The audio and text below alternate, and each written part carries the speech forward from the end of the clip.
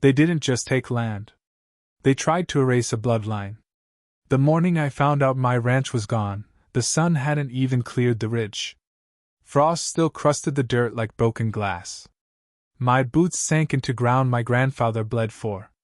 And nailed dead center on my gate, crooked, smug, deliberate, was a foreclosure notice stamped final. 3,500 acres. 71 years. Sold for $50,000. Not to a stranger. Not to the county. But to the HOA president's brother-in-law. That's when I stopped grieving, and started calculating. My name is Rex Thornfield. I'm a retired property dispute attorney. 40 years of tearing apart fraudulent liens, illegal foreclosures, and HOA strong-arm tactics in courtrooms where men like these usually lose their homes. Yesterday, the Sunset Meadows HOA decided they were smarter than the law. They auctioned my family's 1952 cattle ranch for emergency fees that never existed. Here's the part they didn't think through. I know exactly how these scams work. At 4:47 a.m., while my tractor coughed blue smoke and cattle bawled for feed, I stood at that gate reading every line twice. Emergency maintenance assessment. Jurisdiction expansion. Accelerated lien. Each word carefully chosen. Each one illegal. Microhook. HOAs don't steal land overnight. They set traps first. 3 months earlier, I was just a widower trying to breathe again. My wife Sarah died last spring. Cancer doesn't care about plans. Suddenly the house was too quiet. So I sold my city practice and moved back full-time to the ranch, where she loved the sunsets, where we raised our kids, where silence used to heal instead of hurt. The Thornfield Ranch began in 1952 when my grandfather Ezra bought high desert scrub for the price of a used car. No utilities. No roads. Just sagebrush and stubbornness. He dug wells by hand. Built fences post by post. Turned dust into cattle land. My father expanded it in '78. I learned to drive on those dirt roads. Learned what ownership really means. And then came Sunset Meadows. In 2019, a California developer decided our valley needed luxury living. My eastern grazing land, 2 miles of winter pasture, was carved into half-acre lots. Beige stucco boxes. Red tile roofs. People who thought silence was an amenity they could purchase. That's when Viven Blackwood arrived. First meeting? She stood at my gate in a white blazer that cost more than my hired hand's truck. Clipboard held tight. Nails blood red. Smile sharpened like a blade. Mr. Thornfield, I'm the HOA president. Your property now falls within our jurisdiction. I laughed.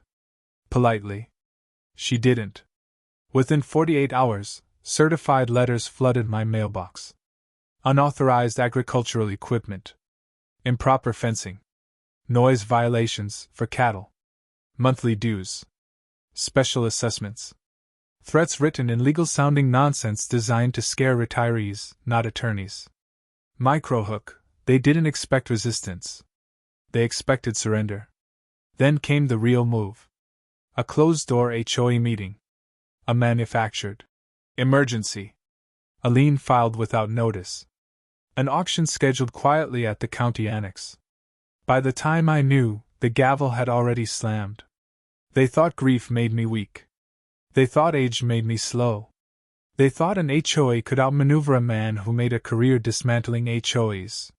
Standing there in the cold, foreclosure notice flapping on my gate, I realized something chilling. They hadn't just crossed a line. They'd handed me a weapon. Because if they wanted to play property law, I was about to teach them what ownership really costs. By noon that same day, the anger settled into something colder. Sharper. The kind of calm you only get when the plan starts forming on its own. I didn't call the HOA. I didn't scream. I didn't post online. I went to the county records office. Minihook.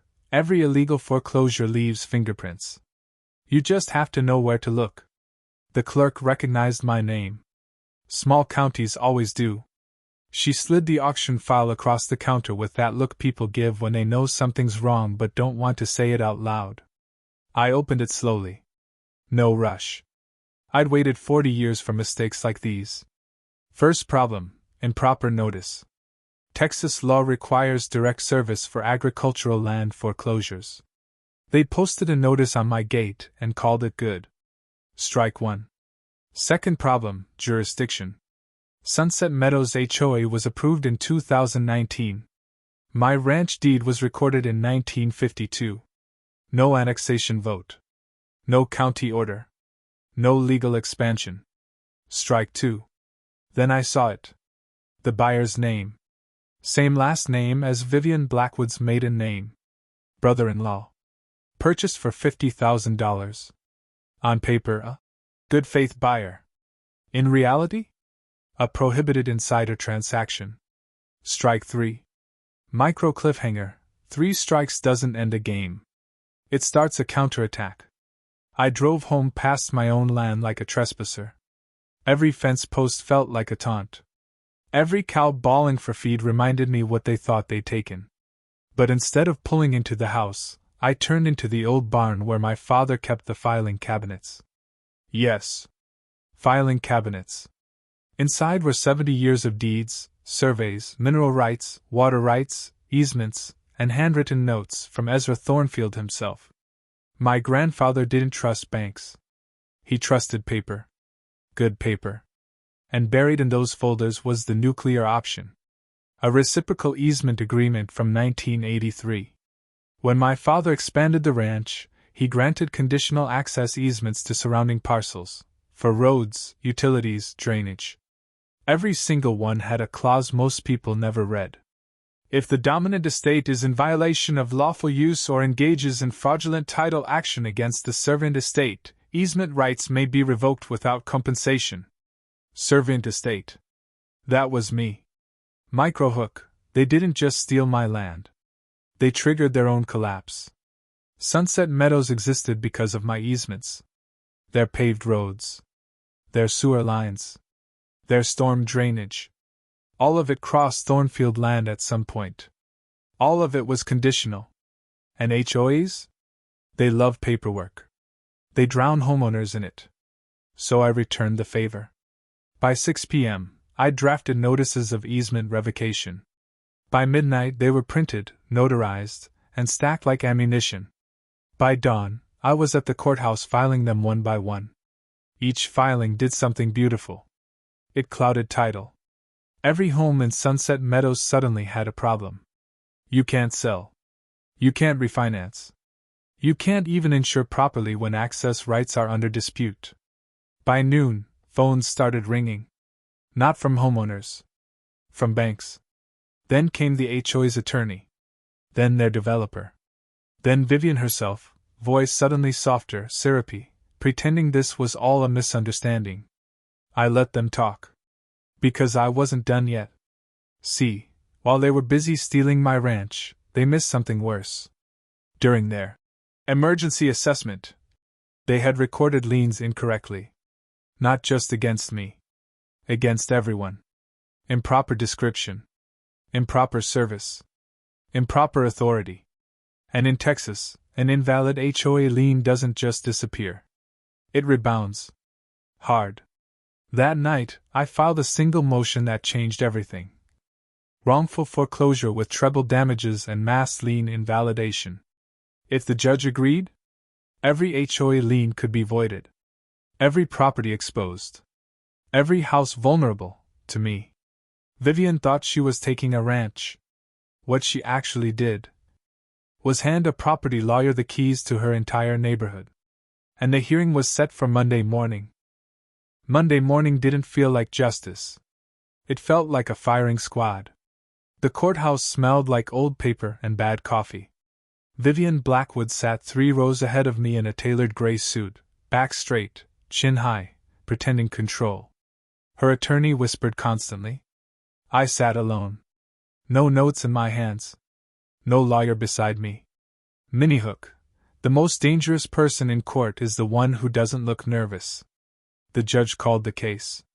Wrongful foreclosure. Improper lien. Fraudulent auction. Vivian's attorney went first, confident, rehearsed, smooth. He painted me as a bitter landowner refusing to coexist with a growing community. He claimed implied consent, claimed emergency authority, claimed the HOA had acted in good faith. Then the judge looked at me. Mr. Thornfield, you may proceed. I stood slowly. 40 years of courtroom settled into my spine like muscle memory. I didn't argue. I taught. I walked the judge through Texas property code line by line. Showed how agricultural exemptions applied. Demonstrated how notice requirements were violated. Proved the HOA never had jurisdiction, because jurisdiction can't be assumed. It has to be granted. Then I slid the easement agreement across the bench. The judge read it twice. Vivian stopped whispering. Microhook, silence in a courtroom is never accidental. By the time I finished, the judge leaned back and removed his glasses. That's not something judges do when they're impressed. That's something they do when they're about to dismantle someone. Ruling. Foreclosure invalid. Auction void. Title reverted. My ranch was mine again. Vivian exhaled like she'd been punched. But the judge wasn't done. He turned to the HOA's counsel.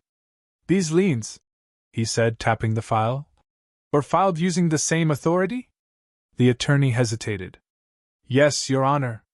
That hesitation cost them everything. Then they are likely defective as well. Likely.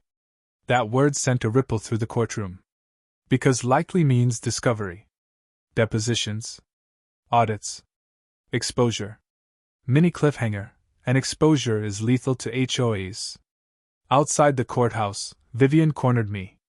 The smile was gone now. Her voice shook. You've made your point, she said. Let's negotiate. I looked past her, at the reporter she hadn't noticed yet.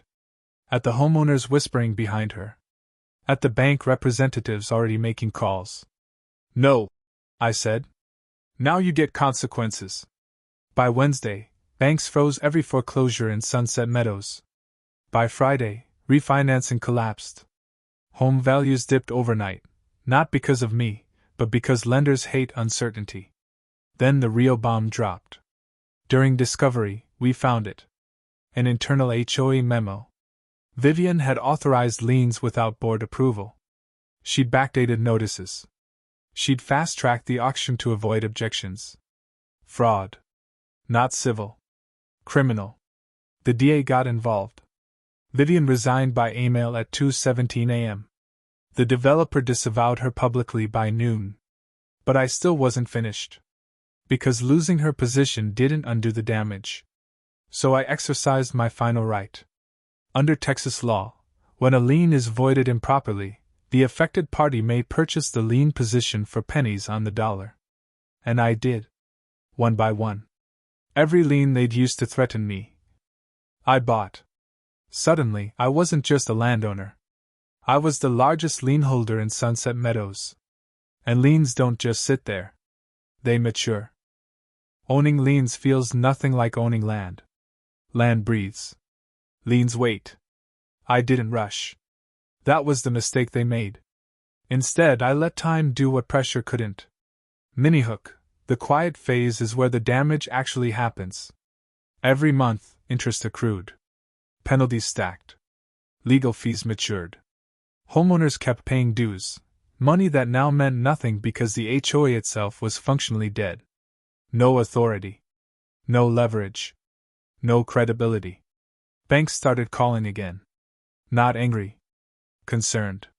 They wanted certainty. I offered clarity. I sent certified letters to every homeowner in Sunset Meadows. Plain language.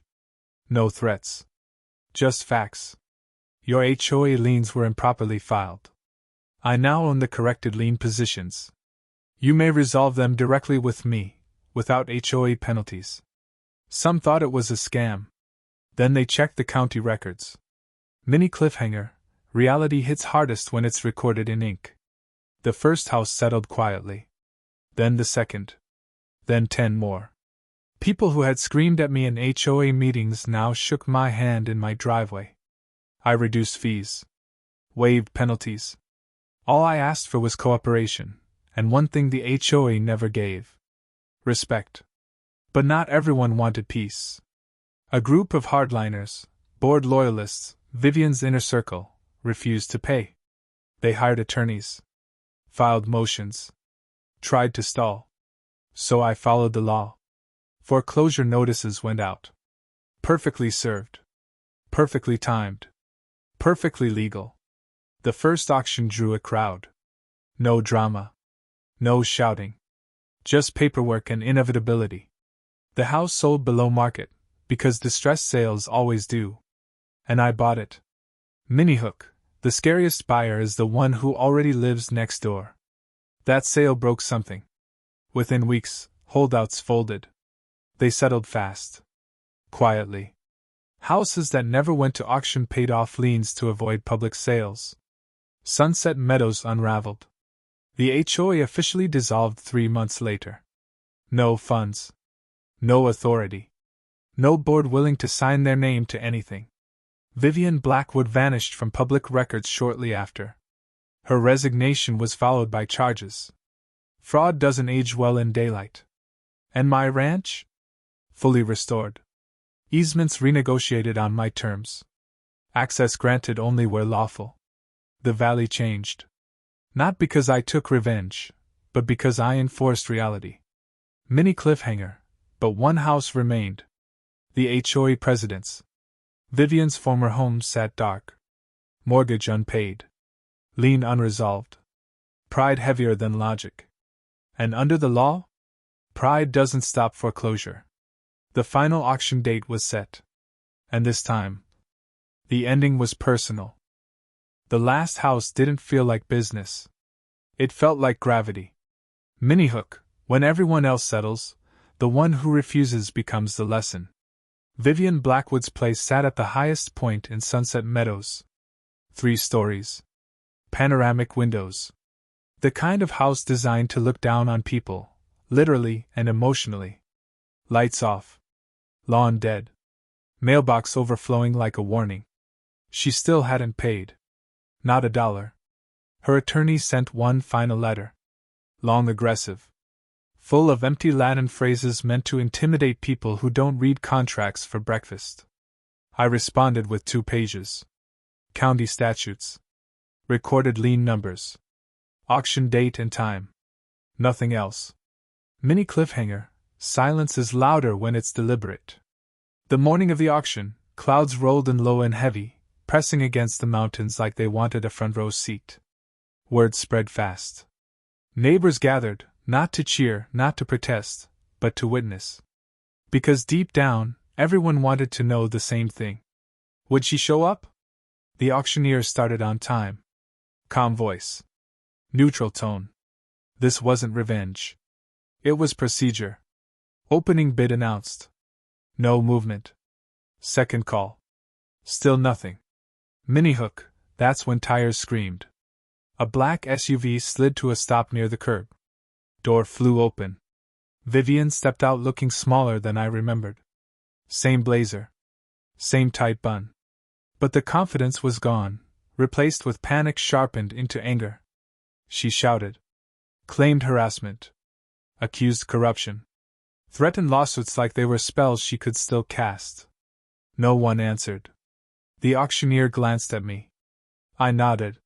Final call. The gavel dropped. Sold. The sound echoed off the stucco walls like a gunshot. Vivian collapsed onto the curb, screaming that this wasn't fair. That none of this should have happened.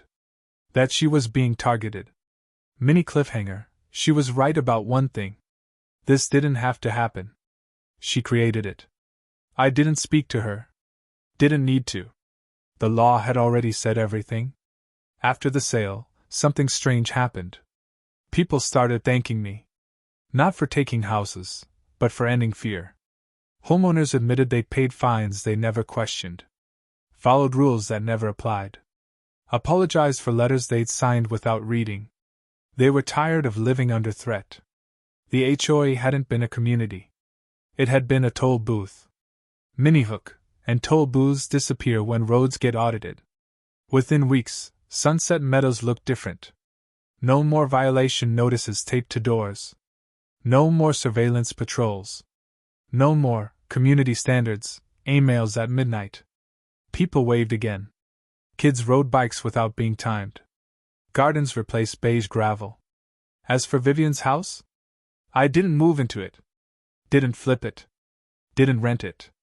I sold it, to the bank. At fair market value. No discount. No malice. Just closure. The ranch returned to rhythm after that. Cattle moved freely. Fences repaired. Dawn sounded like it used to, tractor engines, wind through sage, life continuing without permission slips. I finally started that book Sarah always wanted me to write. Not about revenge. About boundaries.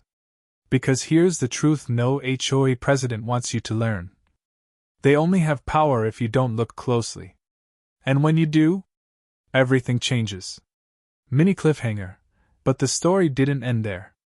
Because 3 counties over, another HOA was watching. And they thought they were smarter. Mini hook, power never disappears. It just looks for a new place to hide. 3 counties over, they were watching. I didn't know it yet, but while Sunset Meadows was unraveling, another HOA board was sitting around a polished conference table, replaying my case like game film. Different name. Different zip code. Same disease.